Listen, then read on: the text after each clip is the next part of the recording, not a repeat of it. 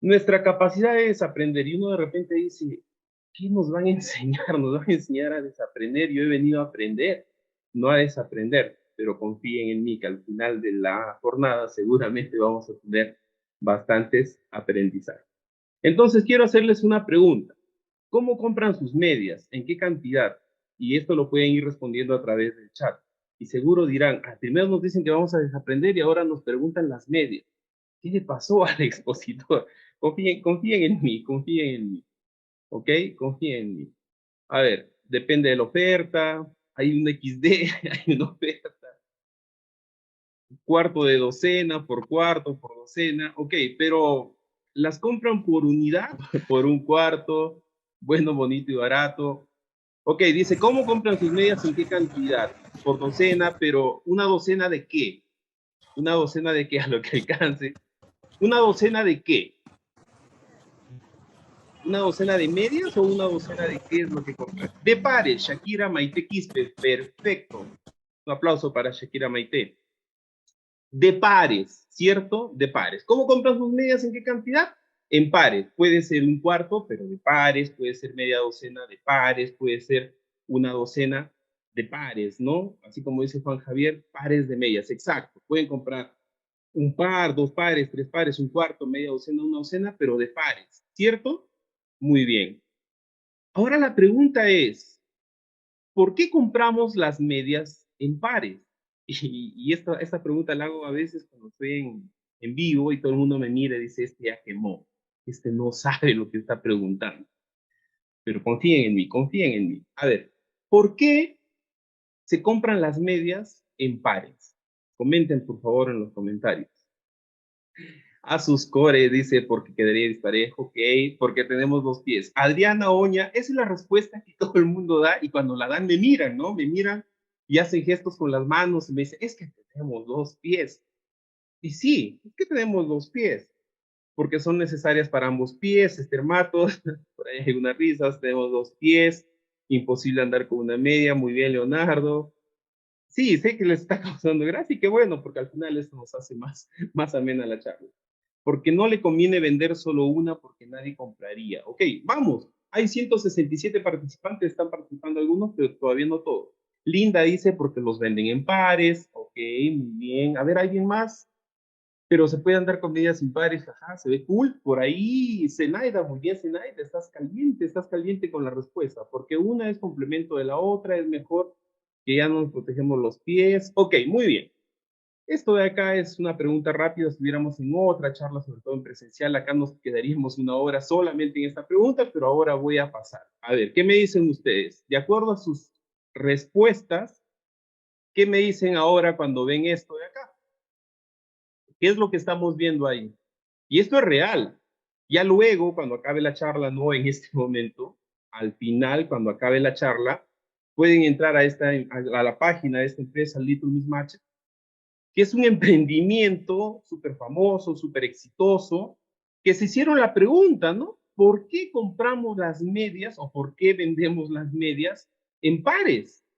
Y dijeron, ¿qué pasaría si las comenzamos a vender en tres, de tres, ya no de pares, sino de tres? Ojo, por ahí dicen se puede combinar medias disparejas, tres medias, ¿no? Ok, se hicieron la pregunta, ¿qué pasaría si las vendemos ya no como todo el mundo las vende o como todo el mundo las compra?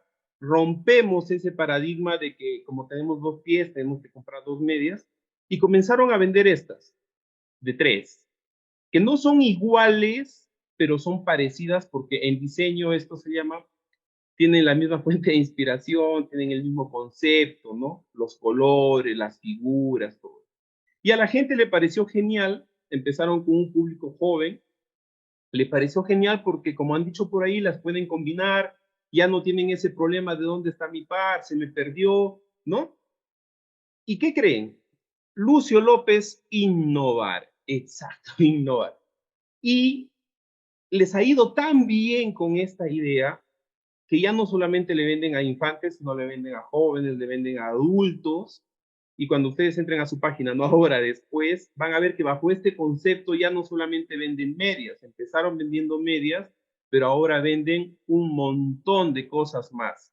¿Qué hubiera pasado si se hubieran quedado con ese aprendizaje de que las medias se venden de pares o se compran de pares porque tenemos dos pies? ¿Ok? Mauricio, desaprender lo que ya es común y aprender lo novedoso. Muy bien. Elizabeth, innovación, lo cual puede causar que otros también deseen usar. Linda, diversidad, perfecto. Muy bien, sigamos. Otra pregunta, y ya está loco, dice, ¿no?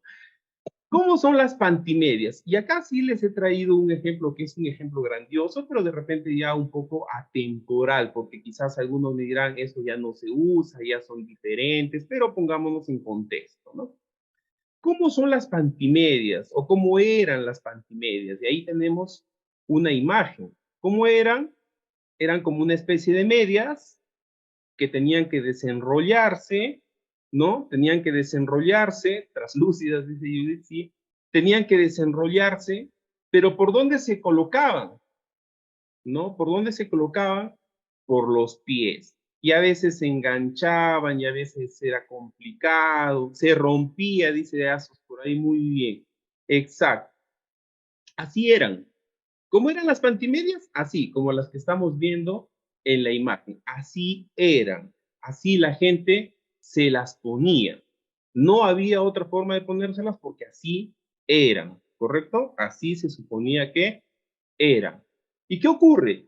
Un hecho casi histórico para este tema. Miren, acuérdense este nombre de Sara, acuérdense esta marca de Stains, para que luego entren, no ahora, luego entren y vean el monstruo de empresa que ha desarrollado Sara Berkeley, a partir de que en 1998 ella dijo, voy a cortar esto porque me imposibilita ponerme, tenía que irse a una fiesta, tenía que usar algo para que el pantalón no le quede tan mal, y dijo, esto no me queda bien, ¿qué pasa si lo subo un poco? Cortó las panties y miren lo que ha generado, todo un movimiento, ¿no? Todo un movimiento. Acá en el Perú hay un caso parecido, ¿no?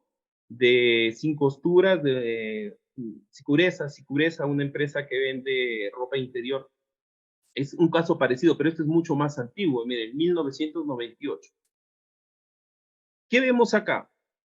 La típica pantimedia, pero que ya no llega a los pies.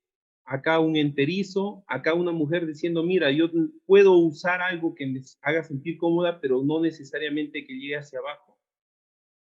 Y comienza a generar un movimiento. Si ustedes entran a ver la historia de esta empresa, se van a dar cuenta del movimiento que ha generado. Han escuchado de Oprah en Estados Unidos. ¿Quién es Oprah? ¿No? Una mujer súper importante, súper líder, de gran impacto. Ella probó estos productos por allá por la época del 2000, probó estos productos, le encantó y dijo, tienen que probarlos. Y esta empresa comenzó a crecer, a crecer, a crecer. Se generó todo un movimiento. ¿Qué hubiera pasado si hubieran dicho, no, las pantimedias se usan así, son incómodas? O esto de acá, este enterizo, ellos dicen ya es una combinación de la pantimedia clásica con una faja. Hasta ahora han visto las fajas como son unas fajas gruesas, unas fajas incómodas, unas fajas que en lugar de generar beneficio generan incomodidad. Ella adoptó ya luego, empezó con las panties y ahora ya venden lo que vendría a ser una especie de faja y una especie de panties. Si uno entra a sus tiendas, a la tienda virtual de la empresa, va a encontrar el monstruo que es y la variedad de productos. ¿Qué hicieron? Amelia dice, innovó de lo común. Es decir, salió de lo común, dejó de lado lo que habían aprendido y dijo, existe una forma diferente de poder hacer las cosas. ¿Ok? Muy bien, sigamos. Pregunta, ¿cuál punto es más grande? El punto central. ¿Cuál de estos dos puntos centrales es el más grande? A ver, en los comentarios, ¿quién me dice? ¿Cuál punto es el más grande? ¿Cuál de los puntos centrales? Lisbeth dice el primero, Ana son iguales, Giovanna son iguales, a ver, unos más grandes son iguales, ¿qué me dicen? Zenaida son del mismo tamaño, Alison dice el primero, Scarly el primero, Lucio iguales, a ver, ¿quién más? Alondra el primero, Judith el primero, iguales, iguales, iguales. Y estamos entre el primero y iguales, ¿cierto? Estamos entre el primero y iguales. El primero, iguales, a ver quién da más. El primero, iguales. Jennifer es una ilusión óptica, con lo cual el primero pareciera que es más grande, pero son iguales. ¿Ok? Efectivamente, son iguales. Efectivamente son iguales, a pesar de que algunos dijeron por ahí que era el primero. ¿Ok? En este caso, ¿cuál persona es más grande? Estas son las personitas. ¿Cuál persona es la más grande? Son iguales, son iguales, son iguales, son iguales, son iguales, son iguales, son iguales, son iguales, son iguales, son iguales. Perfecto, efectivamente son iguales. Y acá, ¿cuál línea es más grande? ¿Cuál línea? ¿La línea superior, la línea inferior? ¿Cuál línea es más grande? Lucio dice son iguales, Daisy dice son iguales, Elizabeth dice son iguales, también son iguales, también son iguales, a ver, son iguales, algunas más grandes, algunas más pequeñas, Norma dice que son iguales, Judith dice que son iguales, a ver, ¿quién más? Vamos, más personas participando. ¿Alguno que diga, no, creo que una es más grande? Flor Vázquez, el de abajo, vamos, Flor. Flor está yéndose contra la marea. Flor dice, mientras todos dicen que son iguales, para mí, el de abajo. Adrián Córdoba, depende de la perspectiva. Diana, visualmente, el de abajo. Ya van dos que dicen el de abajo, están yendo contra la marea, están yendo contra la corriente, los van a querer linchar. ¿Cómo es posible que digas que el de abajo es más grande? Si esto de acá siempre yo lo he visto, además nos han enseñado en nuestros cursos, y el de abajo es igual que el de arriba. Si lo traes al frente, la línea de atrás es igual al de adelante, ¿no? Oye, pero si nos mostró los círculos y eran iguales, nos mostró las personas y eran iguales, ahora nos muestra las líneas y tienen que ser iguales, ¿no? Seguramente, Lucio dice, estés aprendiendo, muy bien. Tienen que ser iguales, porque nos mostró las esferas, eran iguales, nos mostró las personas, eran iguales. Las líneas tienen que ser iguales, porque además yo lo he visto en mis cursos, yo lo he visto en los memes, en Facebook, yo lo he encontrado en el internet, y tienen que ser iguales. Ah, no, había una trampa, qué malo Neftalí, o Nef, a mí dígame Nef nomás, qué mal el Nef, es un poquitito más grande, pero la pregunta es, ¿son iguales o es más grande? ¿Ok? Johnny dice lo correcto debería ser las líneas más largas. ¿Ok? De repente por el tema de pronunciarlo. Ok, más grandes, más largas. Como se pudiese entender. A ver, ¿qué pasó aquí? ¿Qué pasó aquí? ¿Quién me dice? ¿Qué ha pasado aquí? ¿Eran iguales? Solo hubo dos personas que se arriesgaron y dijeron que la de abajo era más larga, como dice tu amigo, o más grande, porque la mayoría lo entiende así, probablemente. Más extensa, de repente, también se podría decir. Ok, ¿eran iguales o no? ¿Qué ha pasado? A ver, hasta este punto, ¿qué ha pasado? Hasta este punto, ¿qué ha pasado? Mauricio dice, similares en grosor, pero diferentes en longitud. Perfecto. ¿Qué es lo que ocurrió? A ver, aquí, ¿qué es lo que ocurrió? Vamos, comentarios. ¿Qué es lo que ha ocurrido? ¿Quién me dice qué es lo que ha ocurrido?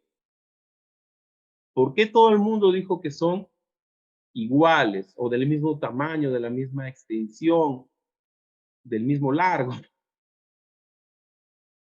Parecían, se me lagueó, siguieron la corriente. Adriana Oña ha dado en el clavo, dice, siguieron la corriente, ¿no? ¿Por qué? Porque les mostré dos casos anteriores, entonces uno dice, sí, los casos anteriores fueron así, este también tiene que ser así. Jennifer, nos dejamos llevar por los escenarios anteriores, como los otros eran iguales, nos dice Adriana, Ana, Alondra, nos dejamos guiar por los demás.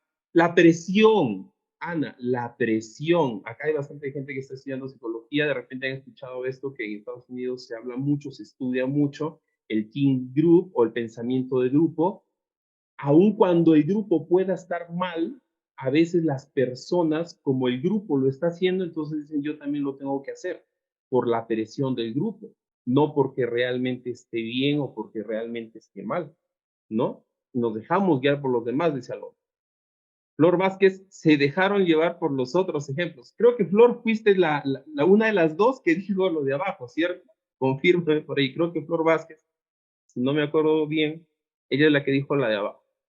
Linda, nos dejamos llevar por la tendencia. Tendencia, ¿no? La tendencia. Si esto es así, así debe ser. William Aguirre, efecto borrego, sí. Flor Vázquez, influencia. Lucio, un XD. Yo hasta el momento no he logrado descifrar lo que es el XD, por ahí se me explica. Influencia grupal, presión social, sí, nos dejamos llevar por lo que ya conocíamos y por lo que decía la mayoría. Perfecto, entonces venimos a una charla, ¿no? Nuestra capacidad de desaprender. ¿Desaprender qué cosa? ¿No? ¿Desaprender qué cosa? En este caso no creo que haya presión, sino que fuimos o tuvimos un pensamiento continuo. Podría ser de ambos, Ricardo, podría ser de ambos, si parecían iguales, y, pero es que ya no cuestionamos, ¿no? O sea, lo que ocurre es que ya no cuestionamos. Alguien pudo haber dicho, oye, las esferas visualmente se pueden distinguir y yo sé que una es tamaño del otro. Las personas visualmente se pueden distinguir y yo sé que una es del mismo tamaño del otro. De repente, en este caso, uno podría haber dicho, y como también sus amigos dijeron, no es el tamaño, es la dimensión, es el largo, es la extensión, ¿no? Entonces uno podría haber cuestionado y decir, ¿qué es lo que estás preguntando? ¿La longitud? ¿El espesor? ¿No? Oye, pero acá visualmente ya no es tan posible diferenciarlo, se puede medir, alguien hubiera dicho, no, se puede medir, y si te hubieras medido, te hubieras dado cuenta que no eran igual. Entonces, ¿qué ocurre? Que nuestra capacidad de desaprender no la estamos utilizando. ¿Por qué? Porque a veces cuando uno cuestiona, somos criticados. Claro, que la clave estará en cómo cuestionamos, porque tampoco no, porque yo quiera cuestionar, voy a perder las formas, ¿no? Entonces, seguramente han escuchado la comunicación asertiva, esta capacidad de poder decir las cosas sin tener que ofender a los demás. Entonces, yo de manera asertiva puedo cuestionar, ¿ok? Muy bien, Adriana dice desaprender lo que ya conocemos. Exacto. ¿Qué es el conocimiento? ¿No? Porque todo el mundo habla de conocimiento. ¿Qué es el conocimiento? El conocimiento es la capacidad de haber adquirido información para solucionar problemas. Pero estos problemas muchas veces han cambiado o la manera como se los va a solucionar han cambiado. ¿Por qué? Porque existe nuevo conocimiento, porque existe nueva información, porque existe nueva tecnología. Entonces, el desaprender, ¿qué vendría a ser? ¿Qué vendría a ser el desaprender? Miren, acá hay un dicho inglés que dice, desaprender es más difícil que aprender. ¿Por qué? Porque cuando tú aprendes, no cuestionas, simplemente lo aprendes. Pero cuando tienes que desaprender, empiezas a decir, ¿y si estoy equivocado? ¿Y si la gente se va a reír de mí? ¿Y si la gente va a pensar que no soy capaz? ¿Y si voy a meter la pata? ¿Y si no voy a encajar en el grupo? ¿Si no voy a encajar en la sociedad? Entonces, ¿qué ocurre? Desaprender se relaciona con una disposición. Yo tengo que estar dispuesto a querer dejar atrás algunas suposiciones, ¿no? Tengo que estar dispuesto a dejar atrás algunas suposiciones y las formas como se hacen las cosas. Por ejemplo, ¿no? Antes de la pandemia, las clases tenían que hacerse de manera presencial. No había otra forma de que se pudiesen hacer las clases. Vino la pandemia y demostró que las clases se podían hacer de manera virtual. Tanto es así que hoy ya no estamos en pandemia, felizmente, y ojalá que siga así por muchos años, pero ya hay universidades que han lanzado sus carreras íntegramente de manera virtual. Entonces, esto es dejar atrás las formas como se hacen las cosas porque de repente no se estaban haciendo de manera óptima. Pudieron haber sido correctas para su temporada, para su momento, pero ya no sigue así. A ver, Lucio nos dice, desaprender es hacer algo diferente a lo normal o a lo que cualquiera haría. Va por ese lado, pero ojo, no hacer cualquier cosa diferente, ¿no? Porque mañana entonces alguien dice, ah, ya voy a salir desnudo a caminar por la calle, es algo diferente. No, pues existen marcos de referencia, ¿no? Existen principios, ¿no? Existen principios. Principios del buen convivir, principios que a lo largo de la historia se han mantenido, por eso los principios son de lo más estable que hay, como la ética. Aun cuando si a uno se mete a temas filosóficos, pues hay diversas perspectivas, análisis, pero digamos que en el grueso estos principios se han mantenido. Briana, a ver, Briana, Pamela.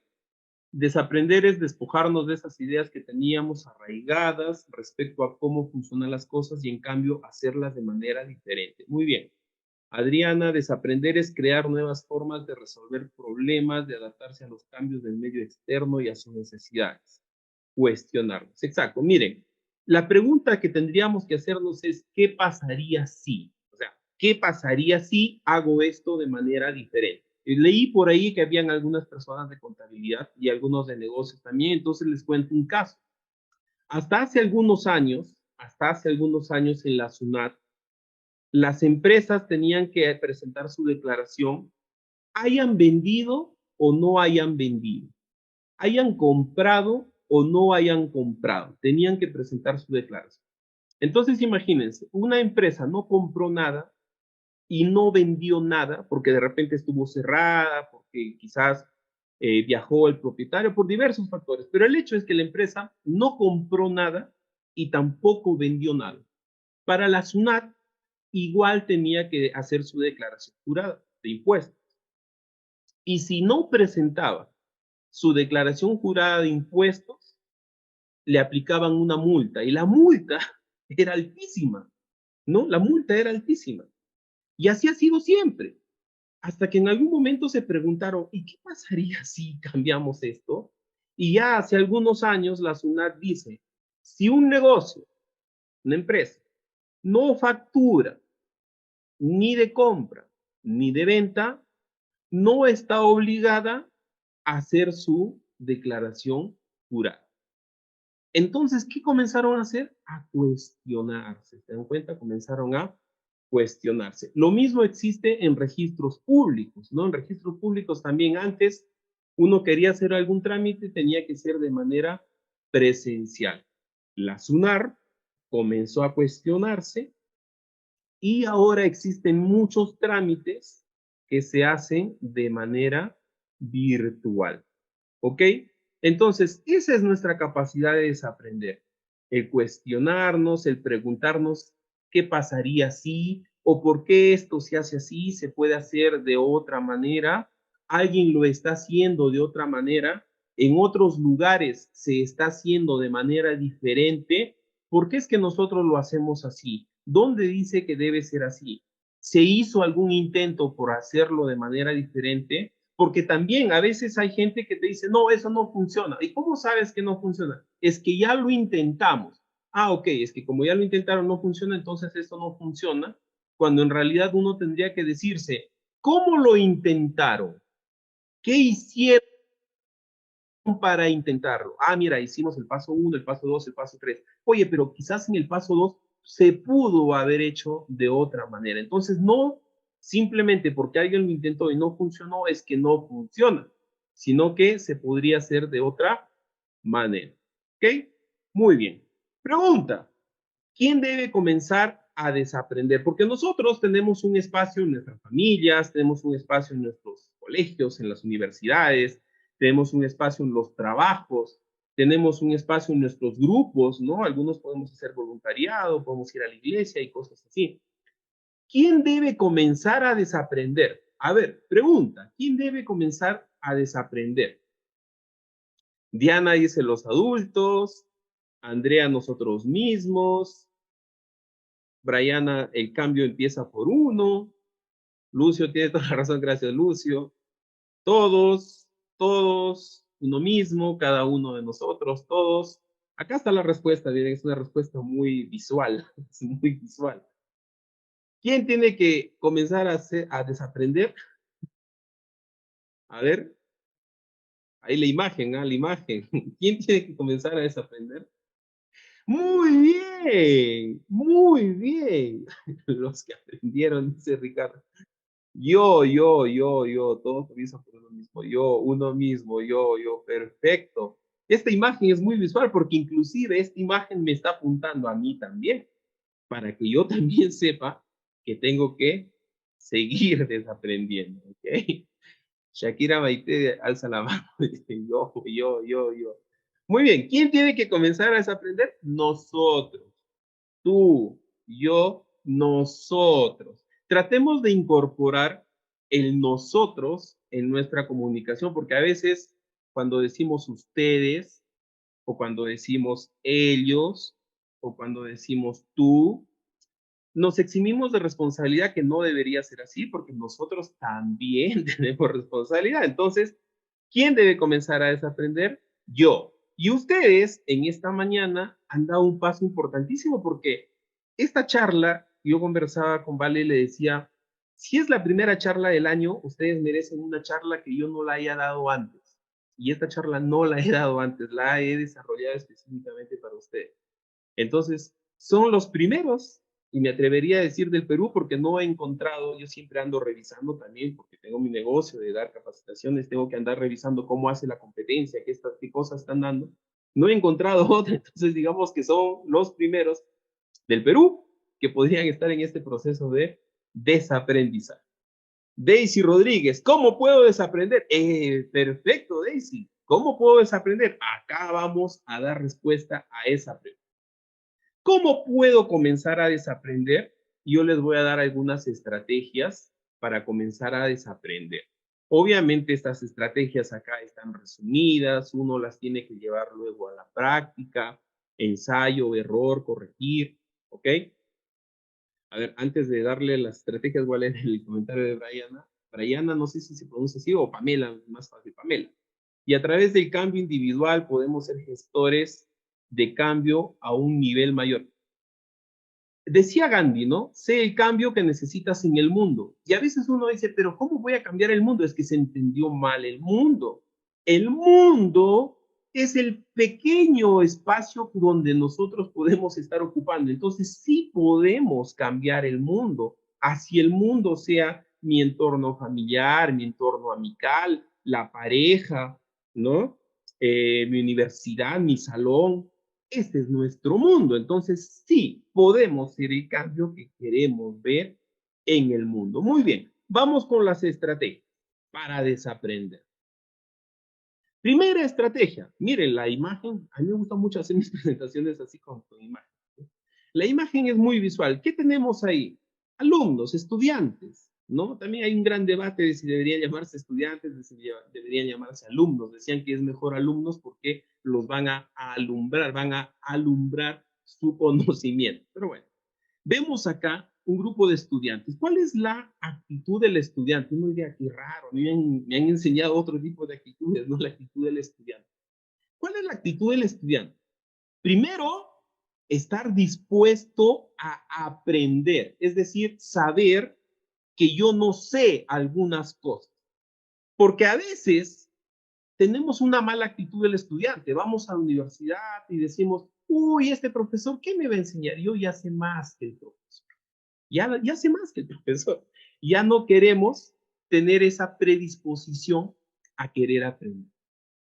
Primero, actitud del estudiante, predisposición a querer aprender, reconocer que hay cosas que no sabemos y que podemos aprender de otras personas. Segundo, si no sé algo, pregunto. Y pregunto sin miedo a equivocarme. Porque yo podría decir, voy a preguntar y qué vergüenza, se van a reír de mí, esto es muy obvio. Van a decir que cómo no lo sabes, cómo no lo vas a saber, entonces mejor me callo y me quedo con la duda. No puede ser así. ¿Ok? William Aguirre, reconocer nuestra ignorancia, exacto, de la cual tenemos todos, William. Adriana, interesado. Curioso, curioso, ¿no? ¿Qué más hay? ¿Qué más hay? ¿Qué otras cosas hay? Pamela, claro, porque todos estamos en un proceso de aprendizaje, es mejor no quedarse con la duda. Exacto. Entonces, primera estrategia para desaprender, tener la actitud del estudiante. Preguntar, cuestionarse, querer aprender, querer aprender. No decir, ya esta persona no me va a enseñar nada, o yo ya sé más que esta persona, porque podría ocurrirnos en algún momento, ¿ok? Escuchar para comprender. Este es algo que yo estoy trabajando ya hace buen tiempo, escuchar para comprender, porque la mayoría de personas escuchamos para responder. De hecho, yo tengo un taller donde hacemos una dinámica. Yo le pregunto a las personas, ¿escuchamos para comprender o para responder? Y el 100% me dicen, escuchamos para comprender. Y les digo, muy bien, vamos a hacer una dinámica. Hacemos la dinámica, es una dinámica presencial. Hacemos la dinámica, les repito una cosa, les vuelvo a repetir, les digo otra vez, los veo que van avanzando, luego retroceden, los llamo, les vuelvo a decir algo, les digo, a ver, ¿ya escucharon para comprender o para responder? No, sí, sí, ya para comprender, y al final nada, nada, nada. Y después el 100% dicen, Nep, pensábamos que escuchábamos para comprender, pero en realidad hemos escuchado para responder. Es decir, alguien me está diciendo algo y lugar de querer entender lo que me está diciendo, lugar de querer entender el por qué me lo está diciendo, qué ideas tiene preconcebidas para que me pueda decir esto, yo ya estoy pensando en cómo responderle. Eso en el Perú nos está haciendo daño, sobre todo en la parte política hace muchos años. Si estás contra uno, estás a favor del otro. Oye, pero no, yo estoy en contra de este, pero también estoy en contra. No, no, no, no. Es que si tú estás a favor de este, estás en contra del otro. Oye, pero es que yo estoy en contra de los dos porque yo tengo otro pensamiento. No, no, no. O estás con ella o estás sin él. Nos está haciendo daño. Entonces, segunda estrategia para desaprender, escuchar para comprender, no escuchar para responder, escuchar para comprender. Y después que he comprendido, podría decir, ahora digo lo que quería decir o en realidad mejor digo otra cosa. Y así se evitarían inclusive bastantes discusiones, problemas, conflictos y demás. Gracias, Lucio, por tu admiración. Imagino porque dice, wow, es cierto. Perfecto. Búsqueda de información. ¿Cómo puedo comenzar a desaprender? Buscar información. Y hoy existe un fenómeno que se llama infoxicación, no intoxicación, no.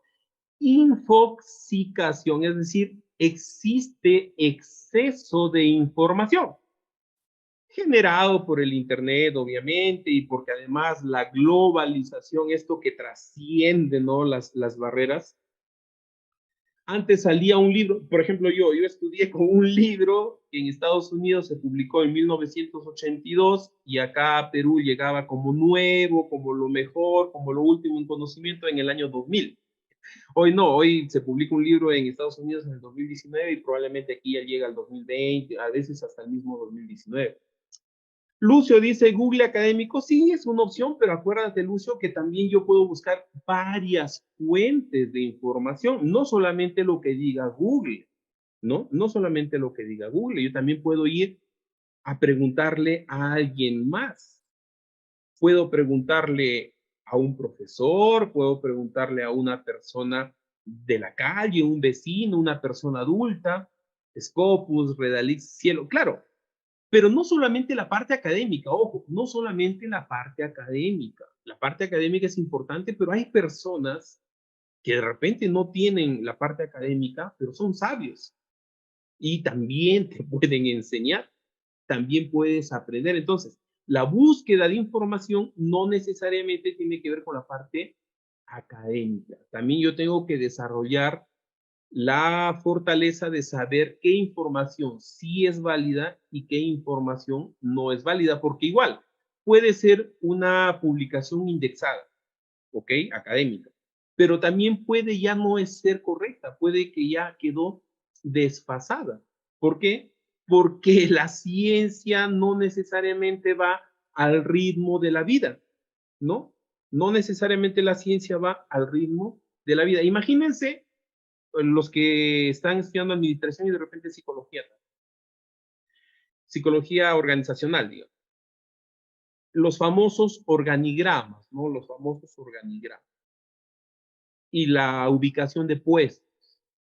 A nadie, ni al más grande científico o estudioso o investigador, se le habría ocurrido que podrían haber posiciones externas, es decir, que alguien trabaje desde su casa remotamente y pueden haber estudiado cómo hacer la mejor organización de una empresa, cómo poder incorporar mejor talento, cómo hacer los organigramas, todo eso.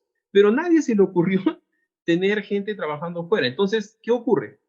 Que la realidad superó al tema del conocimiento. Por tanto, la búsqueda de información debe ser una labor continua y desafiante. Lucía, recién te veo, Lucía. Algunos que están comentando varias veces, Lucía, debe ser actual. Exactamente, debe ser actual. Muy bien. Experimentar. Experimentar. ¿Qué están haciendo acá ellos? Experimentando, ¿ok? Hay que experimentar porque si yo no sé si lo que estoy pensando funciona o no funciona y no lo llevo a la práctica, me puedo quedar con la duda. Tengo que experimentar, probar cosas nuevas. Ya esto en la parte académica ha salido la cultura Lean, que de repente algunos por ahí la han visto, y que dice, equivócate rápido y económico, ¿no? Aparecen los productos mínimos viables, ¿no? Los que están en el área de negocio, aparecen los productos mínimos viables, es decir, esta gran idea de negocio que yo puedo tener o este cambio que yo quiero hacer, puedo llevarlo a un producto mínimo viable y ver si funciona o no funciona. Y esto se hace con el famoso design thinking, que ahí sí se aplica en cualquier carrera, ¿ok? Entonces tenemos que experimentar, probar cosas nuevas, ¿ok? Experimentar y probar cosas nuevas. La pregunta es, ¿estamos experimentando? ¿Estamos haciéndolo eso? ¿Sí? ¿No? ¿Qué me dicen ustedes? A ver, ¿qué me dicen? ¿Estamos probando cosas nuevas? ¿Estamos experimentando? ¿Estamos cuestionándonos? ¿Sí o no? A ver. Aceptar los errores y aprender de ellos. Aceptar los errores y aprender de ellos. Esto significa no tomarnos las cosas de manera personal, porque de repente me equivoqué, cometí un error, seguramente no voluntario. La mayoría de errores son involuntarios, porque si ya es un error voluntario, pues es algo maquiavélico, ¿no? Pero me equivoqué. Y a veces cuando alguien nos corrige, que de repente la corrección puede ser mala, ¿no? Pero la corrección mala en su ejecución es buena en su intención. Alguien quiso corregirme de buena intención, probablemente la ejecución fue mala. Entonces yo me quedo con la intención y digo, oye, sí, es cierto, yo me he equivocado, la intención es buena de corregirme, acepto el error, no lo tomamos de manera personal. Pero a veces nos quieren corregir y nosotros, ¿qué cosa? Tú no me vas a enseñar, tú no me vas a corregir, además tú también te has equivocado, y yo por un error y no sé qué y no sé cuánto, y no avanzamos. Entonces, aceptar los errores y aprender de ellos. Ricardo dice, se aprende más de los errores que de nuestros aciertos. En realidad no, Ricardo, lo que pasa es que también ahí hay que cambiar de paradigma. Lo que ocurre es que cuando nosotros acertamos, nos dejamos llevar por las luces, nos dejamos llevar por los reflectores y ya no hacemos el proceso de decir cómo llegué hasta aquí, ¿no? ¿Cómo llegué hasta aquí? Entonces, puedes aprender tanto del error como del éxito, sino que en ambos casos, tú tienes que preguntarte cómo llegué hasta aquí. Si fue algo de éxito, ¿qué cosas hice para que tenga éxito y aprende? Si fue un error, ¿qué cosas hice para que no haya funcionado y aprende? Entonces, no es cierto que de los errores se aprende más que eso, sino que a veces en el triunfo ya nos obnubilamos y no queremos aprender, ¿ok? Pamela, los errores son lecciones, nos sirven como guía para saber cómo hacerlo mejor en la siguiente oportunidad. Exacto. Entonces, es bueno tener nosotros nuestra especie de manual de superar errores, ¿no? Tener una especie de agenda que puede ser física, que puede ser electrónica y decir, en esto estoy fallando en esto. Entonces haces un plan de acción para poder corregir eso que estás fallando. ¿Ok? ¿Hasta ahí muy bien? Perfecto. Y uno dirá, oye, muy bonito todo esto que nos has enseñado, pero esto es difícil, esto no es para mí, esto es complicado, seguramente yo no podré. Podrán otros, pero yo no podré. Y mi respuesta, desde ya, queridos amigos y amigas, mi respuesta es que tú sí puedes, tú sí puedes. Ojo, no va a ser fácil, no va a ser fácil. Te vas a caer, vas a ser mal mirado, no vas a ser valorado, vas a ser cuestionado, vas a pensar que no debiste tomar ese camino, que no era la mejor elección, pero ¿saben qué, mis queridos amigos y amigas? Ustedes, tú, sí puedes, ¿ok? Tú sí puedes. Y ese sería mi mayor estrategia, esa sería mi mayor estrategia para que uno comience no solamente a desaprender, sino a hacer todo en la vida, ¿no? Primero decirse sí puedo. Y ahora que he decidido de sí puedo, ¿qué cosas tengo que hacer para realmente lograr lo que quiero?